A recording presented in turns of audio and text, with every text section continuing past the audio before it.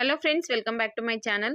ಪಿಂಚಣಿ ಹಣ ಬಂದಿಲ್ಲ 2 ತಿಂಗಳಿಂದ ಬಹಳಷ್ಟು ಜನ ಕಂಪ್ಲೇಂಟ್ ಮಾಡ್ತಿದ್ರಿ. ಪ್ರತಿಯೊಂದು ವಿಡಿಯೋದಲ್ಲೂ ಕೂಡ ಕಮೆಂಟ್ ಮಾಡ್ತಿದ್ರಿ, ನಮಗೆ ಇನ್ನೂ ಪಿಂಚಣಿ ಹಣ ಬಂದಿಲ್ಲ, ದಯವಿಟ್ಟು ತಿಳಿಸಿ ಅಂತ.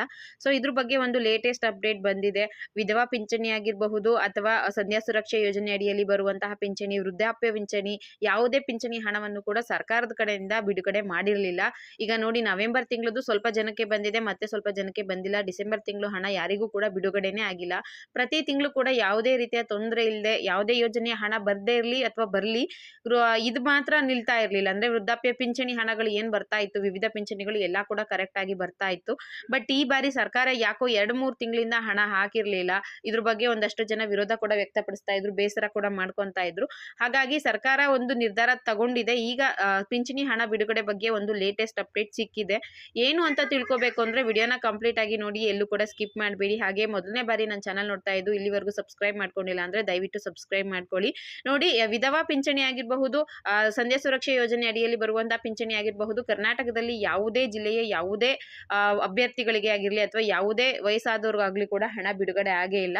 ಇದ್ರ ಬಗ್ಗೆ ನ್ಯೂಸ್ ಚಾನೆಲ್ಸ್ ಗಳಲ್ಲೂ ಕೂಡ ಬರ್ತಾ ಇದೆ, ನೀವು ನೋಡಿರಬಹುದು. ಅದಕ್ಕೆ ಸಂಬಂಧಪಟ್ಟಂತಹ ಒಂದು ವಿಡಿಯೋನ ನಾನು ಬೇಕಿದ್ರೆ ನನ್ನ ಜನಸಮಯ ಟೆಲಿಗ್ರಾಮ್ ಗ್ರೂಪ್ ಅಲ್ಲಿ ಹಾಕಿರ್ತೀನಿ. ಯಾರಾದ್ರೂ ಜಾಯಿನ್ ಆಗಿಲ್ಲ ಅಂದ್ರೆ ಜಾಯಿನ್ ಆಗಿ.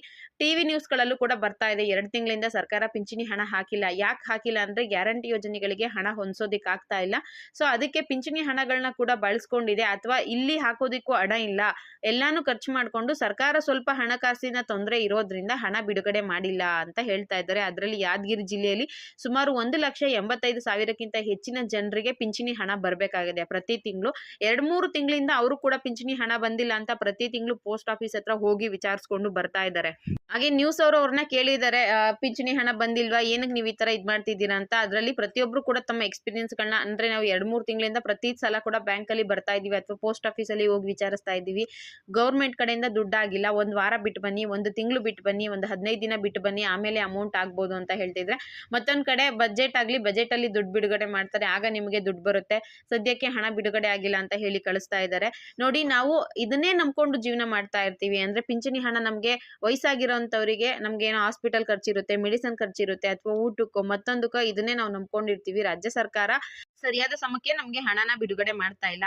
ನೋಡಿ, ಈ ಬೇರೆ ಕಡೆಯಿಂದ ಏನೋ ದುಡ್ಡು ಬರುತ್ತೆ, ಅದ್ರಲ್ಲಿ ಏನೋ ಅಡ್ಜಸ್ಟ್ ಮಾಡ್ಕೋಬಹುದು ಅಂದ್ರೆ ಅನ್ನಭಾಗ್ಯ ಯೋಜನೆದು 4 ತಿಂಗಳು ಹಣ ಕೊಟ್ಟಿಲ್ಲ, ಗೃಹಲಕ್ಷ್ಮಿ ಯೋಜನೆದು ಹಣ ಬಂದಿಲ್ಲ, ಜೊತೆಗೆ ಪಿಂಚಣಿ ಹಣ ಕೂಡ ಸರ್ಕಾರ ಹಾಕಿಲ್ಲ. ಯಾವ್ದಾದ್ರು ಒಂದು ಹಣ ಬಂದಿದ್ರು ನಮ್ಗೆ ಏನೋ ಒಂದಕ್ಕೆ ಸಹಾಯ ಆಗಿರೋದು, ಯಾವ್ದು ಹಣ ಕರೆಕ್ಟ್ ಆಗಿ ಅವ್ರು ಹಾಕ್ತಾ ಇಲ್ಲ, ನಮ್ಗೆ ಸಿಕ್ಕಾಪಟ್ಟೆ ಪ್ರಾಬ್ಲಮ್ ಆಗ್ತಾ ಇದೆ. ಒಂದು ಕಡೆ ಹೇಳ್ತಾ ಇದಾರೆ, ಕೆಲವರಂತೂ ಗ್ಯಾರಂಟಿ ಏನಿದೆ 5 ಗ್ಯಾರಂಟಿ ಅವನ್ನೆಲ್ಲ ಫ್ರೀನೆಲ್ಲ ಕ್ಯಾನ್ಸಲೇ ಮಾಡ್ಬಿಡಿ, ನಮ್ಗೆ ಏನ್ ಕೊಡ್ತಾ ಇದ್ರು ಅದನ್ನ ಕರೆಕ್ಟ್ ಆಗಿ ಕೊಡಿ ಅಂತ ಕೂಡ ಒಂದಷ್ಟು ಜನ ಹೇಳ್ತಾ ಇದ್ದಾರೆ. ಅದೇನೇ ಪ್ರಾಬ್ಲಮ್ ಆಗಿರಬಹುದು, ಸರ್ಕಾರ ಪಿಂಚಣಿ ಹಣನ ಹೋಲ್ಡ್ ಮಾಡಿರೋದು, ಅಂದ್ರೆ ಅವ್ರಿಗೆ ಬಿಡುಗಡೆ ಮಾಡದೇ ಇರೋದು ಒಂದು ರೀತಿಯ ತಪ್ಪು ಕೆಲಸ ಅಂತಾನೆ ಹೇಳ್ಬಹುದು. ಪಿಂಚಣಿ ಯಾವಾಗ್ಲೂ ಕೊಡೋದು ವಯಸ್ಸಾಗಿರೋರ್ಗೆ ಅಥವಾ ಯಾರಿಗೆ ದುಡ್ಕೊಂಡು ತಿನ್ನೋಕ್ ಶಕ್ತಿ ಇರಲ್ವೋ ಅಂತವ್ರಿಗೆ ಹಣ ನಿಲ್ಸಿರೋದು ಸ್ವಲ್ಪ ಬೇಜಾರಿನ ಸಂಗತಿನೇ ಆಗಿದೆ. ನ್ಯೂಸ್ ಗಳಲ್ಲೂ ಕೂಡ ಇದೆ, ದೊಡ್ಡ ವಿಷಯವಾಗಿ ತೋರಿಸ್ತಾ ಇದ್ದಾರೆ. ಸೊ ಸರ್ಕಾರ ಏನ್ ಮಾಡ್ತಾ ಇದೆ, ಹಣ ಬಿಡುಗಡೆ ಯಾವಾಗ ಮಾಡುತ್ತೆ, ಸಂಕ್ರಾಂತಿ ಹಬ್ಬಕ್ಕೆ ಗೃಹಲಕ್ಷ್ಮಿ ಹಣ ಹಾಕ್ತಿವಿ ಅಂತ ಹೇಳಿದಾರಲ್ವಾ, ಪಿಂಚಣಿ ಹಣ ಕೂಡ ಆಗ್ಲೇ ಹಾಕ್ತಾರ, ಅದು ಯಾವಾಗ ಬರಬಹುದು. ಮತ್ತೆ ಜೀವನ್ ಪ್ರಮಾಣ ಪತ್ರ ಬಗ್ಗೆ ಸ್ವಲ್ಪ ಜನ ಕೇಳ್ತಾ ಇದ್ರು. ನಾನು ಪ್ರೀವಿಯಸ್ ವಿಡಿಯೋದಲ್ಲೂ ಕೂಡ ಹೇಳಿದೆ, ಜೀವನ್ ಪ್ರಮಾಣ ಪತ್ರ ಎಲ್ಲರೂ ಕೊಡೋ ಅಂತ ಅವಶ್ಯಕತೆ ಇರೋದಿಲ್ಲ. ಯಾರು ಗೌರ್ಮೆಂಟ್ ಕಡೆಯಿಂದ ಪಿಂಚಣಿ ಹಣ ಪಡಿತಾ ಇರ್ತಾರೆ ಅಂತವ್ರು ಮಾತ್ರ ಕೊಡ್ಬೇಕು.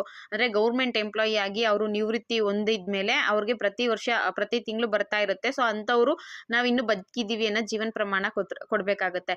ಈಗ ವಿಧವಾ ವೇತನಕ್ಕೆ ಆಗಿರಬಹುದು, ವೃದ್ಧಾಪ್ಯ ಪಿಂಚಣಿ, ಸಂಧ್ಯಾ ಸುರಕ್ಷಾ ಯೋಜನೆ ಅಡಿಯಲ್ಲಿ ಬರುವಂತಹ ಪಿಂಚಣಿಗಳಿಗೆ ನೀವು ಜೀವನ್ ಪ್ರಮಾಣ ಪತ್ರ ಕೊಡೋ ಅವಶ್ಯಕತೆ ಇರೋದಿಲ್ಲ. ನಮ್ದೇನಾದ್ರೂ ತಪ್ಪಾಗಿದ್ಯಾ ಅಥವಾ ನಾವು ಜೀವನ್ ಪ್ರಮಾಣ ಪತ್ರ ಕೊಡದೇ ಇದ್ದಿದ್ದಕ್ಕೆ ನಮ್ಗೆ ಪಿಂಚಣಿ ಹಣ ಸ್ಟಾಪ್ ಆಗಿದ್ಯಾ ಅಂತ ನೀವೇನಾದ್ರೂ ಅನ್ಕೊಂಡ್ರೆ, ನಿಜವಾಗ್ಲೂ ಆ ರೀತಿಯಾಗಿ ಯಾವುದೇ ರೀತಿಯ ತೊಂದರೆ ಇಲ್ಲ.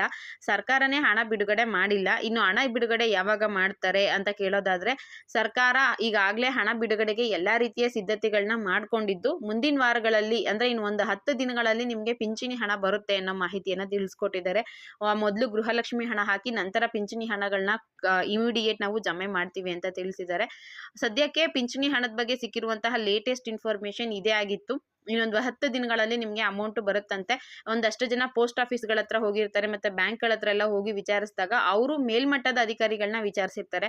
ನೋಡಿ, ಈ ತರ ಪಿಂಚಣಿ ಹಣ ಬಂದಿಲ್ಲ, ತುಂಬಾ ಜನ ಇಲ್ಲಿ ಬಂದು ವಿಚಾರಿಸ್ತಾ ಇದ್ದಾರೆ, ಹಣ ಯಾವಾಗ ಬರಬಹುದು ಅಂದಿದ್ಕೆ ಅವ್ರು ಹೇಳಿದಾರಂತೆ ಇನ್ನೊಂದು ವಾರ 10 ದಿನದಲ್ಲಿ ಹಣ ಬರುತ್ತೆ, ಯಾರಾದ್ರೂ ಬಂದ್ರೆ ನಿಮ್ಗೆ ಅದೇ ರೀತಿ ಹೇಳ್ಬಿಟ್ಟು ಕಳಿಸಿ, ಆದಷ್ಟು ಬೇಗ ಹಣ ಜಮೆ ಆಗುತ್ತೆ ಅಂತ.